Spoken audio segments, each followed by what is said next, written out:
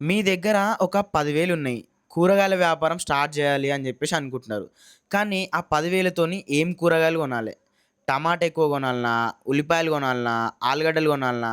లేక అన్ని కూరగాయలు కొంచెం కొంచెంగా తీసుకోవాలనా? ఇక్కడనే చాలామంది మొదటి తప్పు చేస్తారు.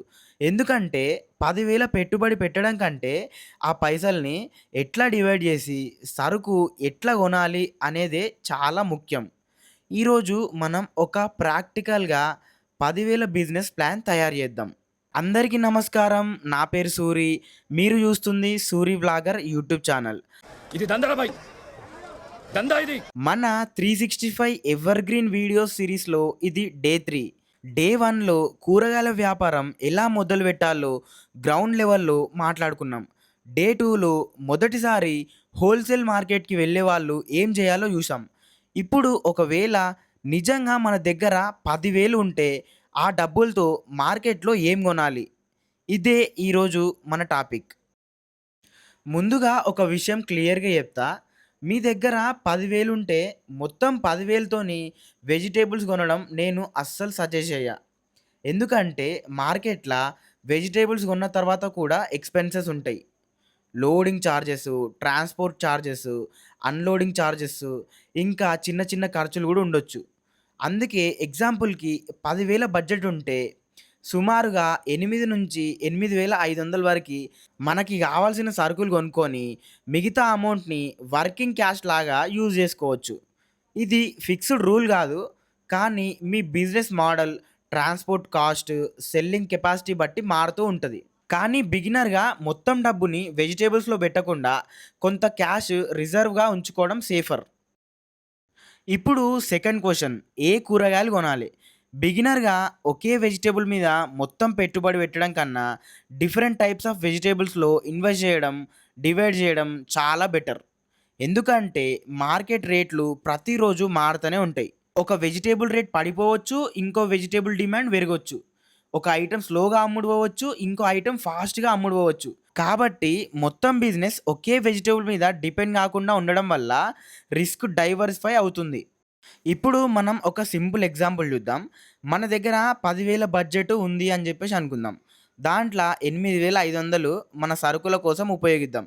అప్పుడు ఆ 8,500ని ఇలా ఒక ఎగ్జాంపుల్‌గా డివైడ్ చేస్తే టమాటాలు ఒక 1,500, ఆనియన్స్ 1,500, పొటాటోస్ ఒక 1,500, ఇంకా మిరపకాయలు ఒక 800, ఇంకా వంకాయలు ఒక 800, ఇంకా బెండకాయలు ఒక 800. 1, 2 లోకల్‌గా ఫాస్ట్ మూవింగ్ వెజిటబుల్స్ ఒక 1,600. మొత్తము 8,500. మిగిలిన 1,500తోని ట్రాన్స్‌పోర్టు, లోడింగు లేదా అవసరమైన వర్కింగ్ ఎక్స్‌పెన్సెస్ కోసం చూసుకోవచ్చు. కానీ ఒక విషయం చాలా ముఖ్యంగా గుర్తుపెట్టుకోండి. అదేందంటే ఇది ఫిక్స్‌డ్ మార్కెట్ రేట్ లిస్ట్ అస్సలు గాదు. మీరు ఏ రోజు మార్కెట్‌కి వెళ్తారో, ఆ రోజు రేట్స్ ఏంటి? మీ ఏరియాలో డిమాండ్ ఏంటి?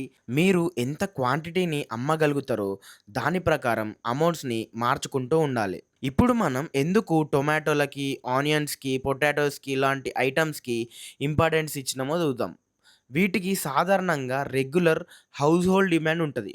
కానీ డిమాండ్ ఉందని అన్‌లిమిటెడ్ క్వాంటిటీ కొనాలి అని జెప్పేసి గాదు. ముఖ్యంగా టమాటా లాంటి పెరిషబుల్ వెజిటబుల్స్‌లో quality, price movement, selling speed చాలా ఇంపార్టెంట్. ఆనియన్స్‌ని, పొటాటోస్‌ని టమాటాలతోని కంపేర్ చేస్తే అవి డిఫరెంట్ స్టోరేజ్ క్యారెక్టరిస్టిక్స్‌ని కలిగి ఉంటాయి. కాబట్టి వెజిటబుల్ సెక్షన్స్‌ల డిమాండ్ ప్లస్ షెల్ఫ్ లైఫ్, ఇంకా కరెంట్ మార్కెట్ రేట్ ప్లస్ మీ సెల్లింగ్ కెపాసిటీ అన్నీ చూడాలి. Fast moving versus slow moving. ఇక్కడనే అసలు బిజినెస్ ఇంటెలిజెన్స్ వస్తది. ప్రతి వెజిటబుల్ ఫాస్ట్ మూవింగ్ గాదు. మీ దగ్గర ఒక వెజిటబుల్ బాగా అమ్ముడవుతుంటే దాన్ని కొంచెం ఎక్కువ క్వాంటిటీలో తీసుకోవచ్చు. కానీ ఇంకో ఐటెమ్ రోజు మిగిలిపోతుంటే దాని క్వాంటిటీ తగ్గించాలె. అంటే ఎవరో చెప్పిన లిస్ట్‌ని బ్లైండ్‌లీ ఫాలో చేయకండి. మీ బిజినెస్‌లో ఏది ఎంత స్పీడ్‌తో అమ్ముడవుతుందో మీ ఓన్ డేటా క్రియేట్ చేసుకోండి. స్టార్టింగ్‌ల 10-15 రోజులు మీకు ఎక్స్‌పెరిమెంట్ పీరియడ్ లాంటిది. ప్రతిరోజు ఏది ఎంత కొన్నారు, ఎంత అమ్మిండ్రు, ఎంత మిగిలింది ఇవన్నీ రాసుకోండి. Next quality versus cheap rate. ఇంకో పెద్ద మిస్టేక్ ఏందంటే రేట్ చాలా తక్కువ ఉంది అని జెప్పేసి వెంటనే ఎక్కువ క్వాంటిటీ కొనడం. చీప్ రేట్ అంటే ఆటోమేటిక్‌గా మంచి డీల్ అని జెప్పేసి గాదు. సపోజ్ మార్కెట్‌ల ఒక వెజిటబుల్ తక్కువ రేట్‌కి దొరికింది. కానీ దాని క్వాలిటీ చాలా వీక్‌గా ఉంది. మీరు దాన్ని అమ్మేలోపు డ్యామేజ్ అయిపోయింది. అప్పుడు తక్కువ రేటుకి గొన్నా మీ బిజినెస్‌కి లాస్ రావచ్చు. కాబట్టి నా ప్రిన్సిపల్ ఏందంటే రేట్ ఒక్కటే జూడకండి. Rate plus quality plus demand 3 జూడండి. నెక్స్ట్ ప్రాఫిట్ ఎట్లా కాలిక్యులేట్ జేయాలి? ఇప్పుడు ప్రాఫిట్ మీరు 8,500కి సరుకులు కొన్నారు అని జెప్పేసి అనుకుందాం. మొత్తం స్టాక్ అమ్మిన తర్వాత సేల్స్ వాల్యూ 10,000 వచ్చింది అని జెప్పేసి అనుకుందాం. అప్పుడు 1,500 గ్రాస్ డిఫరెన్స్ ఉంటది. కానీ అదే మీ ఫైనల్ ప్రాఫిట్ గాదు. ఎందుకంటే transport, loading, wastage, shop expenses లాంటివి ఉంటే అవన్నీ తీసిన తర్వాతనే మీకు నెట్ ప్రాఫిట్ తెలుస్తది. అందుకే 8,500 పెట్టి 10,000 సేల్స్ చేసిన తర్వాత 1,500 ప్రాఫిట్ వచ్చింది అని చెప్పేసి వెంటనే కాలిక్యులేట్ చేయొద్దు. టోటల్ ఎక్స్‌పెన్సెస్ అన్నీ డిడక్ట్ చేసిన తర్వాతనే అసలు ప్రాఫిట్ తెలుస్తది. ఇప్పుడు బిగినర్స్ కోసం 5 రూల్స్ చెప్తా. మీరు ఒకవేళ 10,000తోని స్టార్ట్ చేస్తున్నట్లయితే ఈ 5 రూల్స్ గుర్తుపెట్టుకోండి. మొత్తం డబ్బు స్టాక్‌లో పెట్టొద్దు. ఒకటే వెజిటబుల్ మీద ఎక్కువ డిపెండ్ అవ్వొద్దు.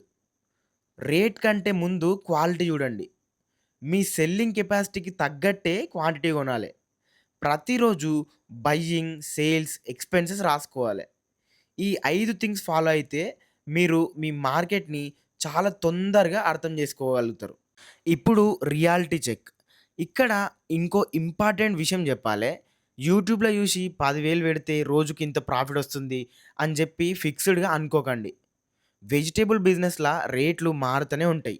సీజన్ మారుతది, డిమాండ్ మారుతది, వెదర్ ప్రభావం ఉంటది, కాంపిటీషన్ గూడా ఉంటది. కాబట్టి నేను జెప్పేది ఒక శాంపుల్ ప్లానింగ్ మెథడ్ మాత్రమే. మీరు మార్కెట్‌లోకి వెళ్లి యాక్చువల్ రేట్స్ జూసి, మీ ఏరియా డిమాండ్‌ని అర్థం జేసుకొని ఫైనల్ డెసిషన్ తీసుకోవాలె. కాబట్టి మీ దగ్గర ఒక 10,000 ఉంటే ఆ డబ్బులతోని ఎక్కువ సరుకు కొనడం ముఖ్యం గాదు. సరైన సరుకు, సరైన క్వాంటిటీలో, సరైన రేట్‌కి కొనడం ముఖ్యం. అదే మనం జేసే బిజినెస్‌ల చాలా డిఫరెన్స్‌ని క్రియేట్ జేస్తది. ఈ వీడియో మీకు యూజ్‌ఫుల్‌గా అనిపిస్తే ఒక లైక్ జేయండి. సూరి వ్లాగర్‌ని సబ్స్క్రైబ్ జేసుకోండి. మన నెక్స్ట్ వీడియోలో కొత్తగా కూరగాయల వ్యాపారం మొదలుపెట్టే వాళ్ళు చేసే ఒక 10 పెద్ద మిస్టేక్స్ ఏంటి? వాటి వల్ల ఎంత లాస్ రావచ్చు? ప్రాక్టికల్‌గా చూద్దాం.